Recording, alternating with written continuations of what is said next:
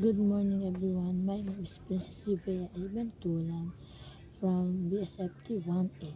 Today, I explain of my title of proposal. So, my title proposal is Community Feeding Program for Children. First is a proponent of its National Service Training Program 2. Program name is BSFT 1A. Amount of requested in title proposal of community feeding program for children is 5,000. So first is rationale. Malnutrition remains a community problem among children in many communities, especially those from low-income families. Lack of proper nutrition affects children growth, health, and academic performance. Is by poverty, limited access for nutritious food, and lack of health education, leading to significant long-term development challenge. It is not merely of lack of food, but the deficiency in essential nutrients that prevents a child from reaching their full potential, affecting their physical growth, health, and cognitive development.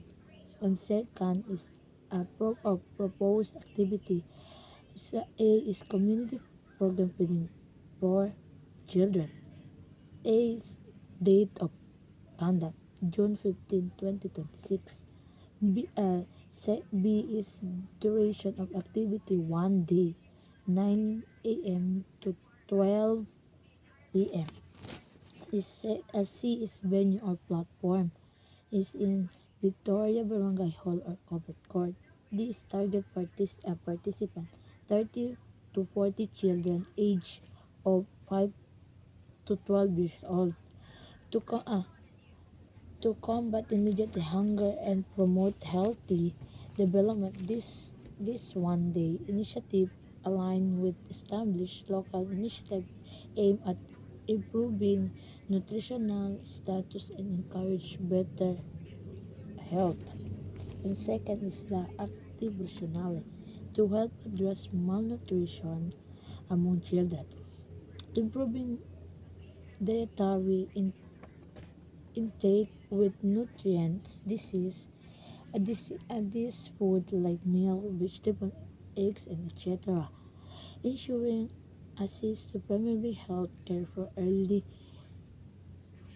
detection of waste, promoting breastfeeding, and strengthening community nutrition education. Second is to promote awareness,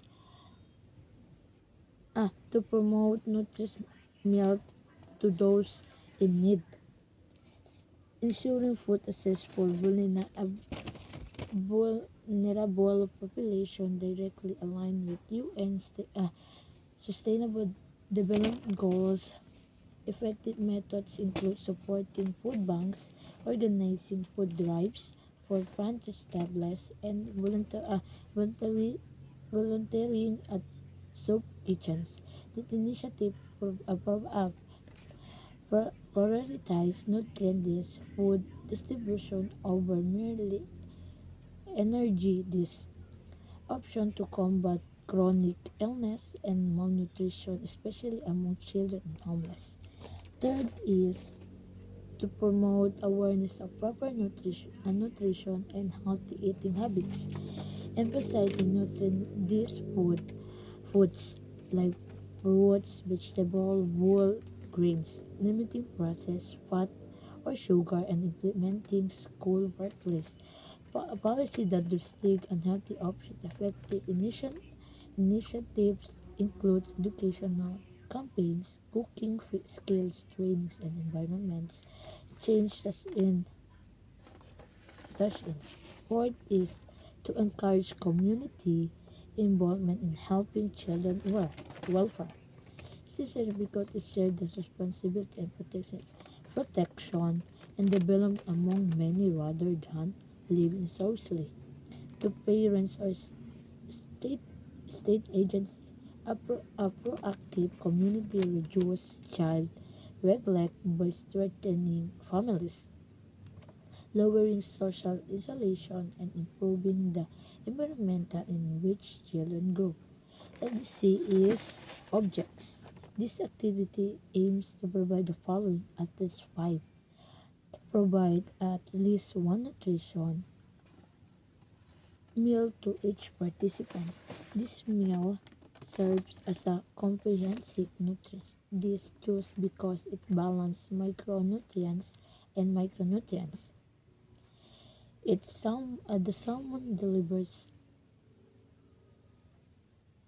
iron, uh, I can pro- I can protein, iron, and omega-3 fatty acids essential for cell maintenance, while the albumin provides complex carbohydrates and fiber,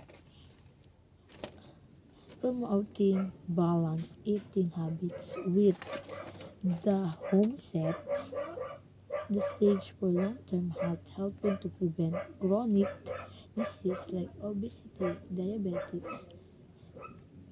and heart disease while strengthening immunity. Fourth is benefits. The- This activity will be significant to the following because at least five. The community. It helps reduce hunger and provides better healthy among children. To help reduce hunger, children to consist access to nutritious food. They avoid the severe health consequence of malnutrition such as wasting and stunning.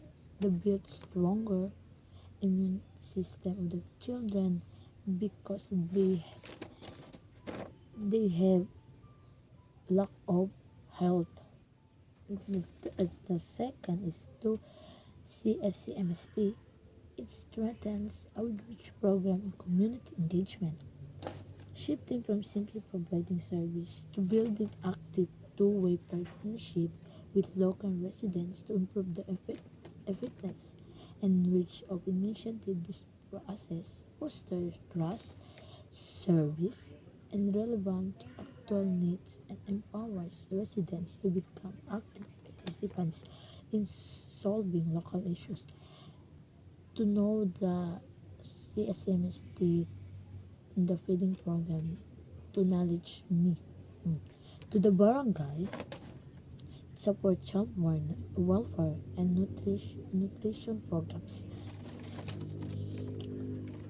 The barangay acts the primary community-based strategy for children welfare and nutrition, deploying trained volunteers to monitor child growth, provides nutrition, education, and link households to health services. It promotes Baguio from production, sanitation, and early childhood care. To know the barangay,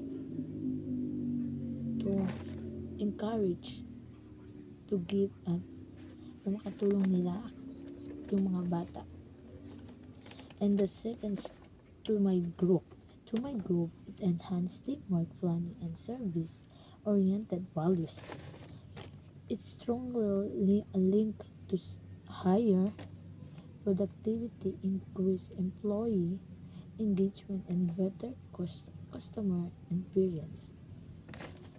So, it's to my to myself is develop compassion, responsibility, and sense fulfillment in helping others.